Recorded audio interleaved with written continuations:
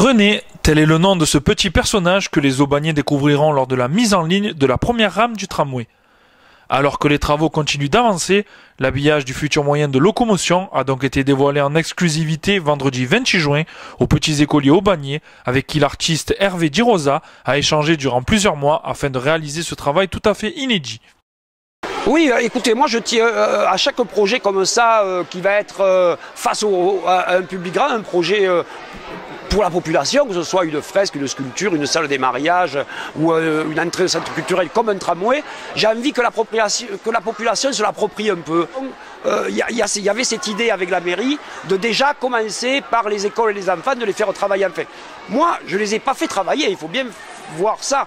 J'ai imaginé deux outils pédagogiques, un sur l'écriture, sur l'histoire que les enfants inventent en s'appropriant tous ces personnages qui, comme je le disais, ne sont pas du tout des personnages de bande dessinée ni de dessin animé, c'est des formes, c'est une espèce de héros de l'art, René. C'est pas un héros ni de la télévision, ni des magazines. Et d'autre part, ce qu'on n'a pas pu voir aujourd'hui, mais sur lesquels les classes travaillent, c'est sur l'histoire, apprendre qu'est-ce que c'est que l'art contemporain. Quand on va voir un tramway, les enfants, ou les gens d'ailleurs, parce que ce travail, on essaie de le faire en direction de toute la population d'Aubagne. On commence par les enfants parce que c'est plus facile au niveau, je pense, de l'organisation. Mais moi, mon désir, c'est qu'on aille plus loin pour que la population se l'approprie, ce tram. Qu'il soit pas, non seulement il va être gratuit, mais il faut que la décoration, enfin que l'image leur plaise, ils aient une relation avec cette image. On a dessiné plusieurs formes de cabines et avec Hervé, on a choisi le design, la forme de cabine qui coïncidait le mieux, qui marchait le mieux avec ce qu'il avait l'intention de faire. Notamment donc l'intégration donc des René. Et ensuite on a laissé faire donc Hervé sur la façon dont il voulait donc développer donc son œuvre, notamment la collaboration avec les enfants.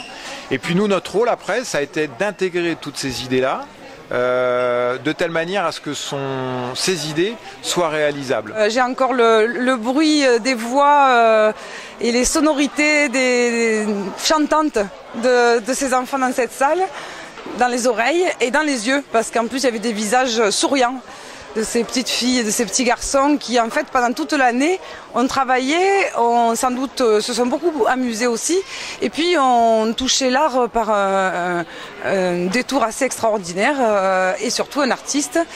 Donc je trouve que c'était de belles retrouvailles puisque chacun et chacune des classes, chacune des classes était dans son coin, puis là ils se sont tous retrouvés.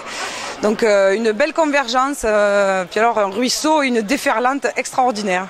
Et les professeurs et les instituteurs avec qui j'ai travaillé, vraiment dans leur grande majorité, ont vraiment fait un travail dont on peut être fier, oui.